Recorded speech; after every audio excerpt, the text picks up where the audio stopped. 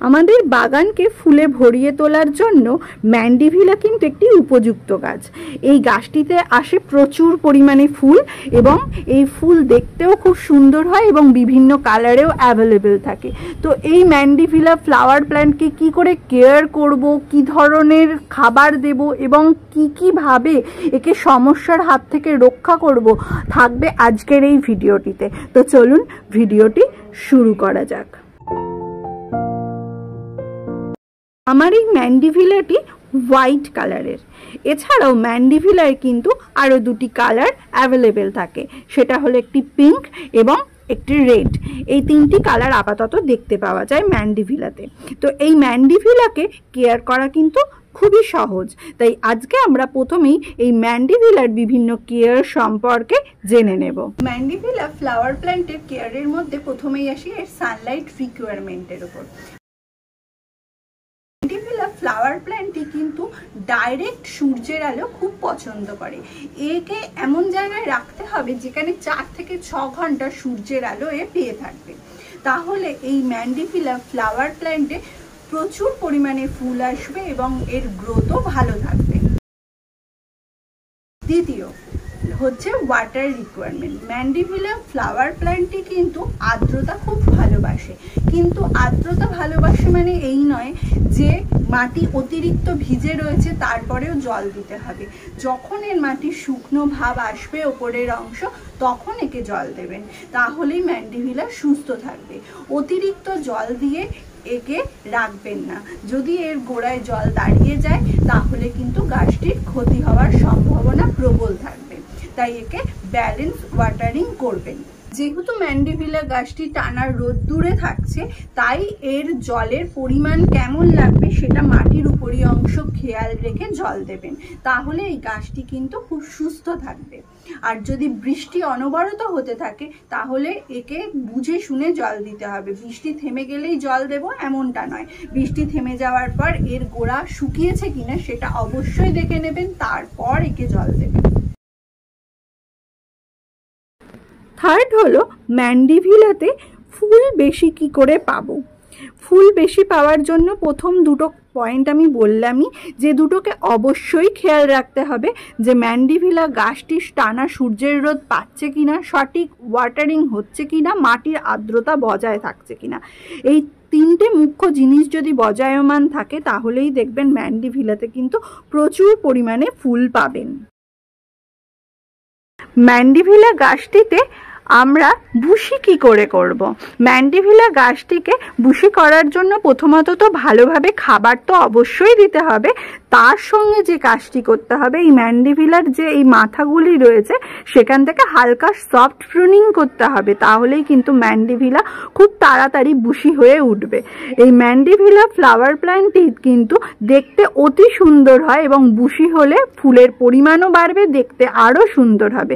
এই ম্যান্ডিভিলা গাছটি আমার খুব ছোট্ট একটি গাছ, কিন্তু একে খুব ছোট্ট অবস্থায় এনেছিলাম, 1 মাসের মধ্যে প্রায় এইভাবে দ্রুত বৃদ্ধি পেয়ে এতটি বড় হয়ে গেছে, এতটা বড় হয়ে উঠেছে। এটা বড় হওয়ার বিশেষ কারণ হলো এই অবলম্বন। এই অবলম্বন যদি ম্যান্ডিভিলাকে দেওয়া যায় তাহলে কিন্তু ম্যান্ডিভিলা দ্রুত বৃদ্ধি পেয়ে যাবে। আর এই ম্যান্ডিভিলা ফ্লাওয়ার প্ল্যান্টটিকে আমরা কি ধরনের খাবার দিতে পারি, অর্থাৎ কি ধরনের সারের প্রয়োগ করতে পারি। যে কোনো ধরনের কম্পোস্ট সার তো দেওয়া যাবেই, এবং ফসফরাসযুক্ত যে কোনো সার যদি একে দেওয়া যায় তাহলে ম্যান্ডিভিলায় ফুলের পরিমাণ বাড়বে প্রচুর পরিমাণে, এবং ম্যান্ডিভিলার হেলথ আর গ্রোথ দুটোই চোখে পড়ার মতো হবে। ফ্লাওয়ার প্ল্যান্টের সয়েল মিক্সচার কেমন হবে, যাতে এই মিক্সচারে আর্দ্রতা বজায় থাকে। এই মিক্সচারটির ক্ষেত্রে নিতে হবে 50% গার্ডেন সয়েল এবং 25% কোকোপিট, 25% স্যান্ড। এই মিশিয়ে আমরা এই ম্যান্ডিভিলার জন্য মাটি তৈরি করব, যে মাটিতে ম্যান্ডিভিলার আর্দ্রতা বজায়মান থাকবে অথচ জলও দাঁড়াবে না, ম্যান্ডিভিলা সুস্থভাবে বেড়ে উঠবে। আসি ম্যান্ডিভিলা ফ্লাওয়ার প্ল্যান্টে কি কি সমস্যা লক্ষ্য করা যায়। দেখা যায় যে ম্যান্ডিভিলা ফ্লাওয়ার প্ল্যান্টে অনেকেরই ফুল আসে না, গাছে ভরে উঠেছে কিন্তু ফুল একদম লক্ষ্য করা যাচ্ছে না। এর কারণ কি? এর কারণ বলতে গেলে প্রথমেই বলতে হবে সঠিক হয়তো সূর্যালোক না পাওয়া এবং সঠিকভাবে মাটির আর্দ্রতা বজায় না রাখা, নয় অতিরিক্ত জল দিয়ে দেওয়া হচ্ছে, নয় জলের পরিমাণ অতিরিক্ত কমে যাচ্ছে। এই কারণেই লক্ষ্য করা যায় ম্যান্ডিভিলা গাছটিতে ফুল আসছে না।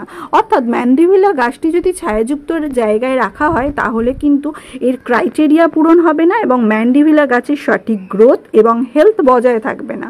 তাই জন্যই ম্যান্ডিভিলা গাছটিতে কিন্তু ফুল দেখতে পাওয়া যাবে না।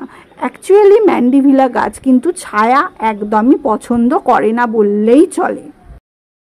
2 নম্বর, ম্যান্ডিভিলায় বিভিন্ন সময় কিছু পোকারও আক্রমণ লক্ষ্য করা যায়। তাই এই ম্যান্ডিভিলাকে 15 দিন অন্তর একে নিম তেল স্প্রে করা দরকার, যাতে কোনো রকম পোকামাকড়ের আক্রমণ লক্ষ্য করা না যায়। কারণ এতে প্রচুর পরিমাণে যেহেতু ফুল আসে তাই পোকার আক্রমণ হতেই পারে। তাই জন্য ম্যান্ডিভিলাকে সুস্থ রাখার জন্য আমাদেরকে 15 দিন অন্তর নিম তেল কিংবা কোনো ভালো পেস্টিসাইড অবশ্যই স্প্রে করুন, যাতে ম্যান্ডিভিলা খুব সুস্থভাবে বেড়ে উঠতে পারে। নম্বর, অনেকের ম্যান্ডিভিলা অনেক সময় মারা যায়। মারা যাওয়ার কারণটা কি? মারা যাওয়ার কারণ হলো ওভার হিটিং, ওভার কোল্ড আর ওভার ওয়াটারিং। এগুলিতে অনেক সময় ম্যান্ডিভিলার মারা যায়। তো ম্যান্ডিভিলা কেন ওভার হিটিংয়ে মারা যায়? কারণ ম্যান্ডিভিলার সাধারণত প্রায় 40 ডিগ্রি টেম্পারেচার অবধি সহ্য করে নেয়, কিন্তু যদি অতিরিক্ত গরম লক্ষ্য করা যায় অর্থাৎ 40 ডিগ্রি টেম্পারেচারের ওপরে হয় তাহলেই কিন্তু ম্যান্ডিভিলার অসুবিধা হয়। তখন ম্যান্ডিভিলাকে ছায়াদার জায়গায় রাখাটা ভালো, তাহলে ম্যান্ডিভিলার কোনো অসুবিধা হবে না, ম্যান্ডিভিলা সুস্থ থাকবে। আর ওভার কোল্ডের মধ্যে যেসব জায়গায় সাধারণত 15 ডিগ্রির নিচে তাপমাত্রা নেমে যায় সেই সময় অনেক সময় লক্ষ্য করা যায় যে ম্যান্ডিভিলার পাতা হলুদ হয়ে যাচ্ছে, ম্যান্ডিভিলা মড়ো অবস্থা। এই জন্য অতিরিক্ত ঠান্ডা যদি পড়ে তাহলে ম্যান্ডিভিলাকে ভেতরে রাখাই ভালো, তাহলে ম্যান্ডিভিলা সুস্থভাবে থাকবে।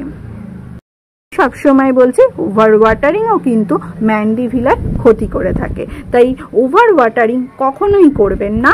মাটির আর্দ্রতা বজায় থাকলে জল দেবেন না।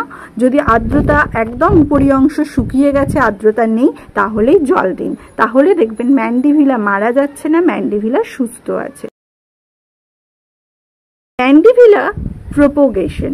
ম্যান্ডিভিলাকে প্রোপোগেট করব কি করে? ম্যান্ডিভিলাকে কিন্তু ডাল থেকে প্রোপোগেট করা যায়।